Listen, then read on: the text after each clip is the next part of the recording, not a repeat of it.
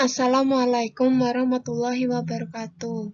Perkenalkan, nama saya Regita Wela Agustin dengan NIM A2102000032. Di sini saya akan mempresentasikan tentang neraca perdagangan. Pengertian neraca perdagangan. Neraca perdagangan atau balance of trade adalah perbedaan antara nilai semua barang dan jasa yang diekspor serta diimpor dari suatu negara dalam periode waktu tertentu. Neraca perdagangan menjadi komponen terbesar dalam neraca pembayaran, karena jadi indikator untuk mengukur seluruh transaksi internasional. Sementara, jika nilai impor melebihi ekspor, negara tersebut mengalami neraca perdagangan negatif, atau disebut dengan defisit perdagangan. Perdagangan internasional tidak hanya melibatkan aliran barang dan jasa, tetapi juga mata uang yang berbeda untuk pembayaran. Oleh karena itu, selain mempengaruhi pertumbuhan ekonomi domestik, posisi neraca perdagangan juga mempengaruhi nilai tukar.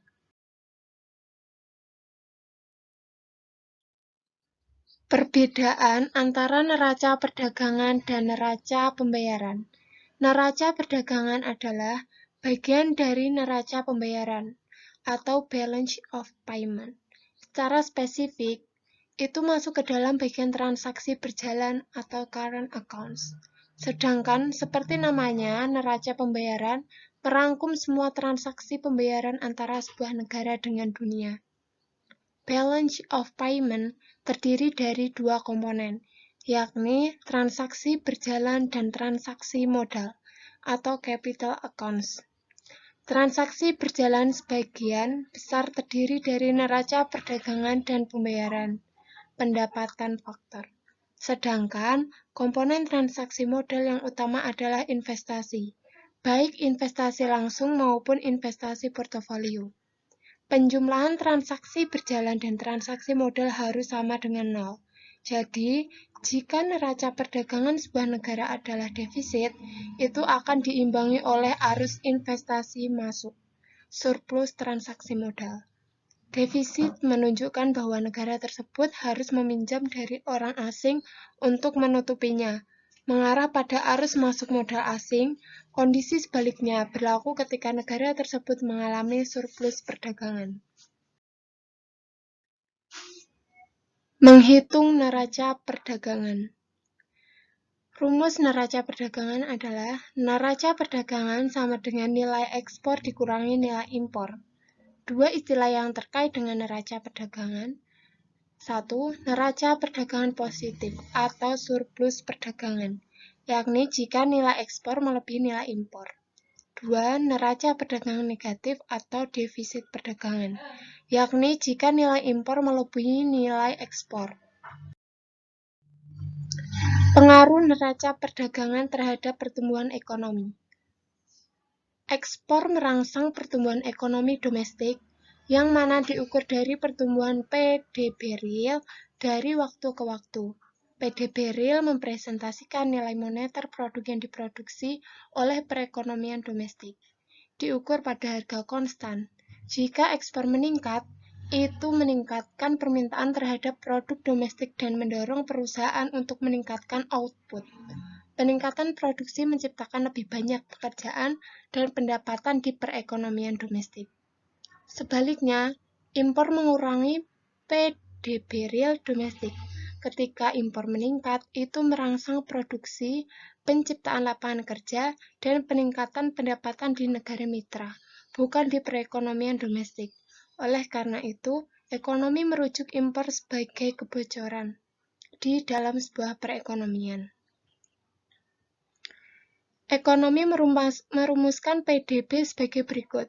PDB sama dengan konsumsi ditambah investasi, ditambah pengeluaran pemerintah, ditambah ekspor kurang impor. Dapat dilihat, ekspor berhubungan positif dengan PDB, sedangkan impor memiliki hubungan negatif. Ketika sebuah negara melaporkan peningkatan surplus perdagangan, maka itu mendorong PDB naik dan merangsang pertumbuhan ekonomi. Pengaruh neraca perdagangan terhadap nilai tukar. Sebagai saya katakan sebelumnya, ekspor dan impor tidak hanya melibatkan barang dan jasa, tetapi juga mata uang berbeda sebagai alat pembayaran. Kenaikan ekspor meningkatkan permintaan mata uang domestik, mengarah pada apresiasi mata uang domestik. Untuk membayar produk yang dibeli, pembeli di luar negeri harus mengkonversi mata uang mereka dengan mata uang domestik. Oleh karena itu, ketika ekspor meningkat, itu mendorong permintaan yang lebih tinggi terhadap mata uang domestik. Apresiasi mengindikasikan daya beli mata uang domestik terhadap mata uang negara mitra menguat. Sebaliknya, kenaikan impor meningkatkan permintaan mata uang negara mitra, mengaruh pada depresiasi mata uang domestik. Peningkatan impor mendorong pembeli domestik untuk menjual mata uangnya dan menukarnya dengan mata uang negara mitra untuk membayar impor. Peningkatan permintaan mata uang negara mitra meningkatkan harga atau daya belinya terhadap mata uang domestik. Itu mengarah pada depresiasi nilai tukar domestik. Sementara itu, negara mitra melihat mata uang mereka terapresiasi. Ketika sebuah negara mengalami defisit perdagangan, nilai tukar cenderung terdepresiasi. Sebaliknya, surplus perdagangan akan mengarah pada apresiasi mata uang. Tapi, efeknya mungkin hanya sementara, karena mekanisme harga akan menghasilkan efek yang berkebalikan. Depresiasi membuat harga produk domestik menjadi lebih murah bagi pembeli di luar negeri. Itu seharusnya meningkatkan ekspor. Di sisi lain, impor menurun karena produk luar negeri menjadi lebih mahal. Itu akan mengarah pada apresiasi. Efek sebaliknya berlaku ketika mata uang domestik terapresiasi. Ekonomi menggambarkan hubungan antara neraca perdagangan dengan nilai tukar ke dalam sebuah grafik yang kita sebut sebagai kurva C.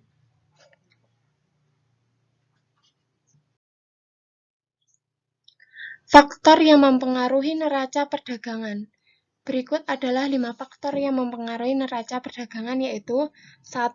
Pertumbuhan ekonomi, baik domestik maupun global. 2. Harga barang. 3. Daya saing. 4. Nilai tukar. 5. Hambatan perdagangan. Pertumbuhan ekonomi dan pendapatan. Pertumbuhan ekonomi yang kuat meningkatkan standar hidup dan pendapatan penduduk suatu negara. Bisnis berekspansi, menciptakan lebih banyak pekerjaan dan pendapatan dalam perekonomian. Kondisi semacam itu akan mengarah pada peningkatan permintaan impor. Rumah tangga meningkatkan permintaan barang konsumsi dari luar negeri. Begitu juga untuk mendukung produksi, bisnis juga akan meningkatkan permintaan terhadap barang modal dan bahan baku.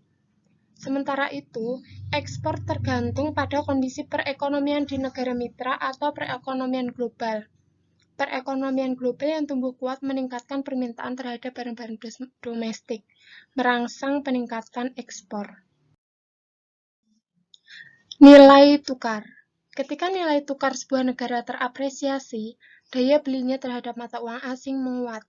Itu membuat barang-barang luar negeri relatif lebih murah sehingga merangsang permintaan impor. Sebaliknya, bagi pembeli di luar negeri, apresiasi membuat barang domestik lebih mahal mengurangi ekspor. Sementara itu, jika nilai tukar terdepresiasi, barang domestik menjadi lebih murah bagi orang asing.